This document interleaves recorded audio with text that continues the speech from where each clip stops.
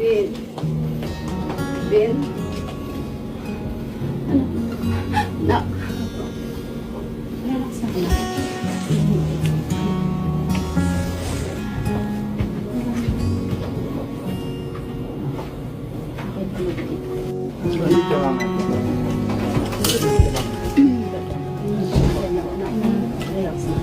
Pero kahit gano'n pa man, pinagpapasalamat ko pa rin sa taas na nangyayari to.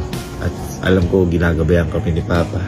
Kaya sa lahat po ng mga nagtatrabaho dyan, sa lahat ng mga kumakain dyan, bigyan niyo po yung sarili niyo ng oras para magpahinga. Oo, alam ko, masasabihin ng iba dyan, kapag nagpahinga kami, baka wala kaming kainin. Pero lahat naman po mayroong paraan.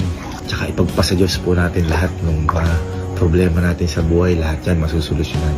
Walang bibigay sa atin yung Diyos problema na hindi natin kayang solusyonan.